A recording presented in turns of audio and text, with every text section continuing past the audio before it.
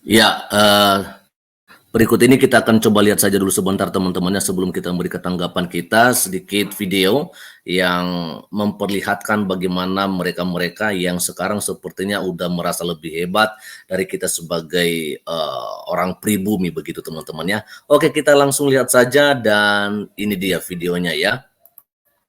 Dan pada saat ini orang-orang model begini nih, yang model-model begini nih, kita lihat ya. Pemerintah tidak membubarkan Ormas Makatana Minahasa, tidak membubarkan Ormas Makatana Makasiau, maka demi Allah kami umat Islam yang akan membubarkan mereka, saudara-saudara. Allahu Akbar, Allahu Akbar. Nah, yang orang-orang model begitu, mereka akan melakukan perbuatan seenak-enak jidat mereka. Orang-orang Yaman ini akan melakukan hal-hal anarkis, dan mereka merasa mereka lakukan itu perbuatan yang benar, dan mereka mempunyai landasan hukum. Ya ini landasan hukumnya Permenlu ini. Seperti yang tadi dikatakan juga di dalam aksi yang 212 itu. Ngerti ya bro? Maksudnya bro? Kita nggak bisa cuma ngomong-ngomong doang kali ini guys. Ini kita harus maju ke pengadilan. Kalau ada wadah, saya gimana nih mau kasih ini nanti saya mungkin nomor Bro Tamparagi yang lama kayaknya udah ganti ya. Ntar coba boleh ini ke saya lagi atau boleh. Ya ini nomor ini masih ini bro. WhatsApp di 087788995345. Ya. Nah yang kita perlukan sekarang ini sebenarnya Daudnya dulu nih bro. Daud yang berani maju melawan Goliat, gitu. Itu dulu satu yang kita butuhkan. Daud yang lawan Goliat. Tadi udah ada Galarwa ya yang mau maju ya. Dan kita perlu alasan kuat. Oleh karena itu kita perlu teman-teman dari Ormas Manguni Makasiau yang istilahnya inisiatifnya dari situ gitu. Yang memangnya udah nyata dirugikan. Udah nyata-nyata dirugikan gitu. Ada Tona AC yang meninggal gara-gara Permenlu ini. Nah, dari sini harusnya kita maju ke Galarwa dan tadi tim pengacara ya, membuat gugatan dan itu gugatan dimasukin ke Mahkamah Agung. Langkahnya ke situ. Ketika Mahkamah Agung itu udah masuk, kita harus gembar-gembor, kita harus woro-woro di luar, dan juga kita harus melakukan aksi damai di tengah jalan. Itu baru kita bisa lakukan.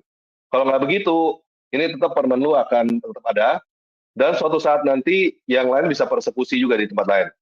Di kantong-kantong Kristen mereka bisa datang, entah itu dari Jawa, entah itu dari Aceh, entah itu dari mana, mereka bisa datang tuh yang model-model Yaman-Yaman begini nih, mereka bisa datang bawa golok, bawa macam-macam gitu, terus mereka bilang Allah Akbar, takbir, mereka melaksanakan Permenlu nomor 3 tahun 2019. Gitu. Ngerti ya? Itu yang kita nggak mau. Makanya kita harus lakukan ini. Saya garis bawahi itu loh, atribut itu ketika mungkin ada di saudara-saudara kita itu memakai Alkitab itu dan mereka mengetahui bahwa Alkitab itu perjanjian lama itu ya memang kitabnya juga orang Yahudi gitu, dan mereka menggunakan dasar ini tuh untuk menyerang umat gitu loh, umat yang lain. Karena ini udah membuat dasarnya, mereka dasarnya itu dibuat. Ya betul, bisa jadi seperti itu. Oke, kita lanjut dulu ke Abdul Masih Alkindi, silakan bro. Thank you Tamparagi, pesan saya kita harus ingat ya kisahnya Stefanus ya, itu aja. Thank you Tamparagi. Thank you bro. Halo, selamat malam. Malam. Kalau saya singkat saja ya. Kalau dari saya sebenarnya kan Indonesia kan negara non-blok gitu kan. Kenapa kan harus seperti memihak salah satunya dan memihaknya dengan cara yang seperti sampai gini. Kalau memang negara non-blok, ayo kita bicara kemanusiaan, bicara perdamaian secara netral. Jangan kita seperti apa ya, kalau saya lihatnya seperti sentimen agama yang dibungkus dalam slogan kemanusiaan gitu. Kalau saya lihatnya di Indonesia. Itu, kalau saya lihatnya begitu ya. Tolong sekali mungkin saudara-saudara muslim atau bahkan saudara-saudara Kristen yang sedang nonton, jangan memihak satu pihak, baik Israel atau Palestina. Dua-dua manusia mati. Orang-orang yang dukung Israel, kalian lihat gereja-gereja Ortodoks, gereja Katolik itu dibom. Itu kena orang Katolik sana, orang Kristen, orang Ortodoks gitu. Gimana saya lihatnya? Kemudian barusan itu kan sempat viral yang kalau saya tidak salah di Papua itu ada semacam konvoi gitu yang mengibarkan bendera Israel dan Palestina. Menurut saya justru memperlihatkan bahwa orang Papua itu netral, mendukung kemanusiaan, tidak mendukung istilahnya mendukung perdamaian supaya di kedua pihak tidak ada yang jatuh korban begitu. Janganlah Indonesia, tolong jangan pernah memakai statement teologis atau narasi teologis yang untuk mempertahankan salah satu negara. Saudara-saudara yang Muslim mungkin janganlah memakai mungkin narasi teologis. Begitu juga pula dengan saudara-saudara Kristen ataupun Yahudi yang ada di Indonesia. Karena kenapa? Ketika kita memakai klaim-klaim teologis, itu berbahaya karena akhirnya terjadi peperangan yang berdasarkan itu narasi-narasi teologis kita harus berdasarkan berdasarkan data-data yang objektif. Kalau saya melihatnya, dua-duanya berhak atas tanah itu. Karena kenapa? Israel sudah menempati tanah itu ribuan tahun lalu. Tetapi kita tidak bisa memungkiri ketika terjadinya diaspora Yahudi karena kebijakan Kaisar Romawi membuang orang Israel keluar dari wilayah Israel itu.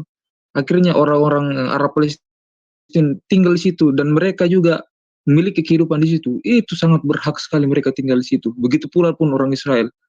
Begitu. Jadi solusi dua negara dalam satu wilayah itu benar sekali. Nah, sekarang gimana caranya kita Indonesia harus turut aktif. Jangan non blok tapi kita kayak begitu. Sentimen agama tapi dibungkus dalam narasi kemanusiaan dan kemudian berakhir semacam kayak terstruktur kemudian dijadikan permenlu yang begini. Itu kan kalau saya kurang baik lah. Sebaiknya Indonesia lebih objektif karena dua-duanya ada pihak yang meninggal gitu. Kalau saya dari situ aja sih Pak Tanpa Ragi. Terima kasih Pak. Oke, makasih Bro Abdul Masih Alkindi. Iya. Bro, sorry Ya. bro, sebelum live. Tadi nggak sempat capture nomornya, maaf. Ini nanti tinggal diulang aja bro, video ini bro. Coba saya kasih lihat sekali lagi ya. Nomor apa nih? Sorry. Thank you. Ini Iya di tuh, sini. sebentar saya capture dulu ya. Ini. Iya. Sudah. Oke. Thank you bro. Saya live dulu. God bless you. Ya, thank you bro. Tanpa Ragi, sorry, maaf Bang. Aku mau ini pesan dari aku aja. Bang mungkin lain kali sering-sering lagi bahas tentang Injil-Injil apokrifa ya. Gue suka sih soalnya bagus pemaparannya. Itu aja. Terima kasih Bang. Ya, mungkin itu nanti bro. Soalnya ini lagi sekarang ini kita hal-hal yang mendesak dulu. Soal politik Bang, ya. Sorry, Karena aku itu menyangkut hidup kita semua. Kita baik, jangan Bang. sampai kita kayak nggak nginjak bumi gitu bro. Ngomongin soal itu sampai nggak nginjak bumi, urusan apapun juga kita nggak peduli di bangsa dan negara kita gitu. Itu konyol sekali. Jadi kita perlu banget lihat soal politik ini. Ya, kalau bicara kemanusiaan harusnya orang Indonesia harusnya berteriak ketika orang Turki membunuh orang Armenian, ISIS membunuh banyak warga Kristen, warga Islam di Timur Tengah. Harusnya orang Indonesia marah ketika Yaman diserang oleh Arab Saudi kalau enggak salah beberapa tahun yang lalu gitu. Terima kasih. Oke, bentar ya bro.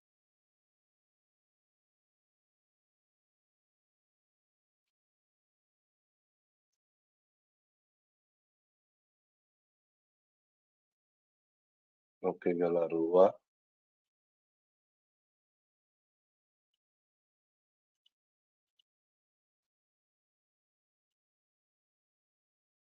Iya, ini kesimpulan kita ya untuk malam ini ya. Kita udah ada yang mau maju ya tadi ya. Oke, yang pertama, Permenlu nomor 3 tahun 2019 harus dihapuskan karena tidak membawa perdamaian dunia dan bahkan membawa perpecahan, malah bawa perpecahan itu ke Indonesia ya. Di luar koar-koar bilang menjaga perdamaian dunia dan lain-lain, bukannya begitu malah perpecahan di luar negeri, keributan di luar negeri dibawa ke Indonesia. Itu yang terjadi dengan Permenlu nomor 3 tahun 2019 ini. Oke. Oleh karena itu kita harus hapuskan ini. Secara legal kita harus menang di pengadilan biar semua orang tahu gitu. Secara legal, bukan cuman kita ngomong apologetika cuma satu orang atau dua orang, bukan nggak bisa seperti itu. Ini harus skala nasional, harus tertuang di dalam peraturan negara kita ya. Dalam perundang-undangan negara kita harus berubah ini. Oleh karena itu, kita perlu pihak yang mau berjuang supaya Permenlu nomor 3 tahun 2019 ini dihapuskan. Tadi kita udah ada teman yang mau, itu dari pihak Galarua mau memperjuangkan ini. Mereka mau maju, guys. Oke? Mereka udah mau maju, dan setelah itu kita perlu alasan kuat bahwa kita dirugikan oleh Permenlu nomor 3 tahun 2019 ini. Itu pasti dipertanyakan. Maksudnya gini, Galarua maju, oke, maju ke pengadilan ya. Terus kenapa lu mau menggugat ini? Emang lu dirugikan? Ya, Galarua akan sulit untuk ngomong itu ya. Yang akan gampang ngomong itu adalah dari Ormas Manguni Makasiau yang telah dirugikan sampai jatuh korban Tonaas Elvis Wakni itu meninggal karena Permenlu ini. Karena Permenlu yang rasis ini ya, itu sudah jelas, clear, itu jelas sekali dirugikan. Dan juga dapat ancaman-ancaman dari luar, dari keturunan Yaman ya, yang mau membuat rusuh di Indonesia, mereka sangat dirugikan dari pihak Ormas Manguni Makasiau. Oleh karena itu kita perlu inisiatif dari Ormas Manguni Makasiau untuk mengajukan gugatan. Bukan hanya turun di jalan. Teman-teman dari Manguni Makasiau ya, nggak bisa cuma ngomong-ngomong di medsos, atau misalnya diem-diem doang, nggak bisa jelas. Nggak bisa diem-diem aja, mereka akan nyerang. Yang kedua, nggak bisa cuma di medsos, juga nggak bisa cuma diem di jalan doang. Teman-teman dari Manguni Makasiau harus maju ke pengadilan. Kita harus gugat mereka. Dan kita di sini mau menyediakan wadahnya. Jadi saya berharap teman-teman dari Manguni Makasiau mau menghubungi kita ya. Tadi nomor teleponnya sudah dikasih tahu, nanti kita akan kasih tahu lagi. Oke? Nah, jadi kita harus majukan gugatan ke Mahkamah Agung ya, kemana kita udah dapat informasi tadi ke Mahkamah Agung, supaya Permenlu nomor 3 2019 ini dihapuskan. Dan ini kalau misalnya kita udah majukan gugatan ke sini, itu kita nggak usah bayar media, sebenarnya media akan langsung menyiarkan. Jadi kita nggak perlu untuk bayar-bayar media kalau kita sudah mengajukan gugatan ke Mahkamah Agung. Oke? Kita sendiri juga di sini punya banyak yang bisa woro-woro. Kita woro-woro, orang-orang seberang yang dari Muslim juga pasti akan ikutan woro-woro. Oke? Jadi mengenai itu kita nggak usah khawatir. Yang perlu kita lakukan adalah mengajukan gugatan dulu aja ke sini, ke Mahkamah Agung. Oke? Kalau sudah, kita harus dukung ini. Kita harus dukung, walaupun kita nggak ikutan ke dalam pengadilan ya, kita isi petisinya, atau kita lakukan aksi damai di berbagai daerah. Saya berharap teman-teman dari Papua, NTT, dan kantong-kantong Kristen lainnya, nanti mau, kalau misalnya kita udah majukan ini ya, mengajukan gugatan ke Mahkamah Agung, kita akan koordinasi, supaya kita bisa lakukan aksi damai bersama-sama. Oke? Nah, teman-teman, saya juga nggak bisa nungguin terlalu lama ya, nggak bisa sama-sama ini saya tungguin.